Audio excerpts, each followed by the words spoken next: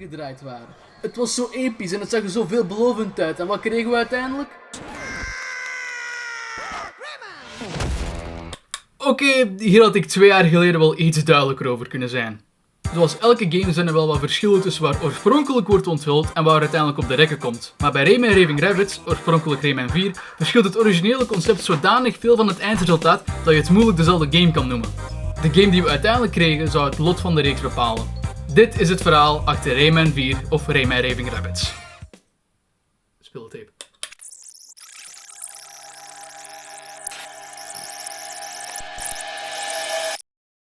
Hi everybody and welcome to E3. Jesus Christ. Michel Ancel.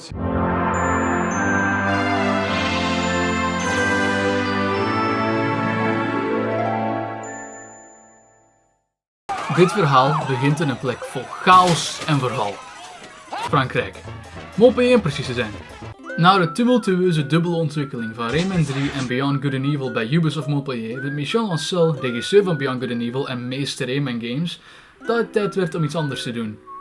Dus regisseerde hij in samenwerking met Peter Jackson de gameversie van Peter Jackson's King Kong met de passende naam Peter Jackson's King Kong, the official game of the movie. Lekker kort en simpel. Ondertussen werd Phoenix Studio, een gamebedrijf uit Lyon, aangewezen door Ancel om niet alleen de PSP-versie van King Kong te maken, maar ook om te beginnen aan een nieuwe Rayman game. Oh fuck, I can't believe you've done this. De game ging een zelfbewuste reboot zijn van de reeks en zal zich afgespeeld hebben in een wereld waar iedereen bewust is dat ze zich in een videogame bevinden. De antagonist van de game was Dark Rayman, een onheilspellende computerfout die heel de digitale wereld wou hervormen in zijn eigen beeld. Rayman zou dan op een avontuur gaan om de wereld te redden, bla bla bla, de rest kunnen zelf wel invullen. In de game zou je verschillende power-ups gebruiken om bepaalde omgevingspuzzels op te lossen en tijdens gevechten vijanden op creatieve wijze te verslaan. De werelden in de game gingen 3D-interpretaties zijn van de werelden in de originele Rayman game met een paar nieuwe werelden erbij voor wat variatie.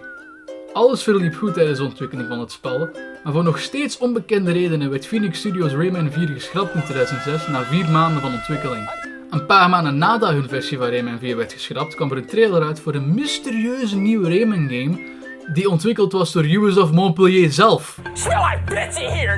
All y'all smell like bitch to me. Alright, unpopular opinion, but this motherfucker, that's a warm-up version of this motherfucker.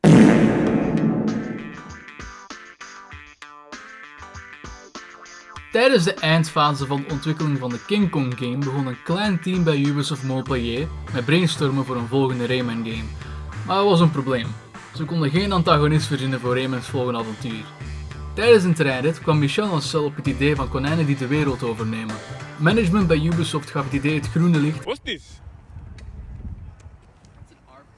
Okay, I like it. Picasso. Yeah, that way. En ontwikkeling aan Rayman 4 Raving Rabbids kon officieel beginnen. In de eerste helft van 2006 bracht Ubisoft een CGI-trailer uit voor Rayman 4 waarin The Glade of Dreams wordt overrompeld door de Rabbids, konijnachtige wezens die wraak willen nemen op iedereen door de wereld over te nemen.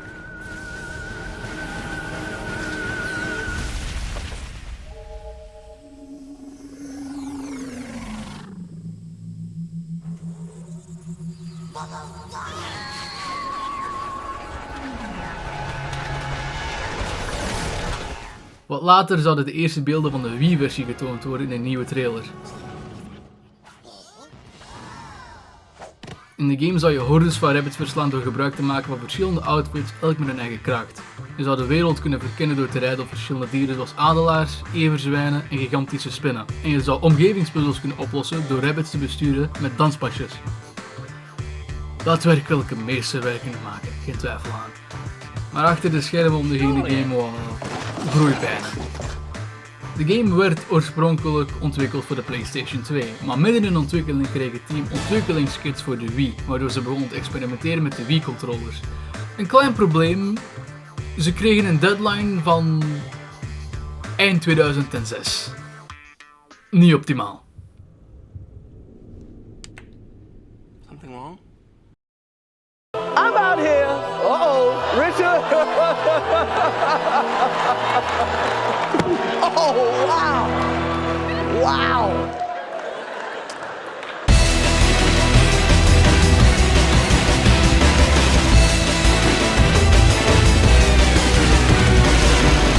Met nog minder dan 6 maanden te gaan had Ubisoft Montpellier geen andere keuze dan alles wat ze hadden te herwerken naar iets dat volledig gebruik zou maken van de Wii-controllers en tegen de feestdagen zou uitkomen. Eerst probeerden ze wat ze al hadden aan te passen om gebruik te maken van de Wii-controller, te zien in de gameplay trailer, maar dat loste alleen een probleem rond de besturing op. Om de game tegen november de deur uit te krijgen moesten ze de open gebieden die ze hadden ontworpen opdelen in kleinere stukjes om te dienen als achtergrond voor de nieuwe focus, minigames. Oh, brother, this guy stinks! Voor sommige minigames hergebruikten ze reeds ontwikkelde functies zoals op dieren rijden, de dansminigames en sprinten. Voor andere minigames moesten ze vlug aparte functies in elkaar flansen, zoals de schietonderdelen. Maar dankzij het werk van een aantal Rayman-fans is de platformmodus van het spel bijna volledig hersteld en zelfs speelbaar. Wel ja, zover dat je deze speelbaar kunt noemen. Als je hierover meer wilt zien, staan de links van de video's in de beschrijving.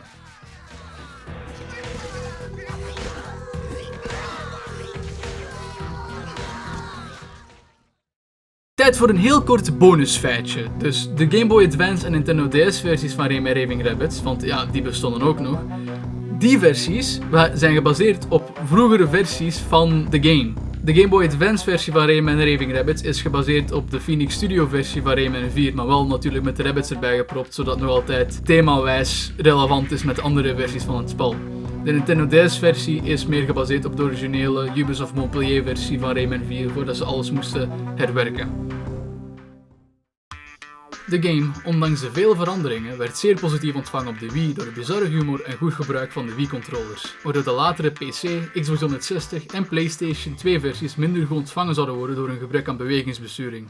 De game was zeer succesvol dankzij de Rabbids, waardoor de focus veel meer hun richting uit zou draaien en Rayman stilaan verder in de achtergrond werd geduwd. Uiteindelijk werden de Rabbids afgetakt tot een eigen succesvolle franchise.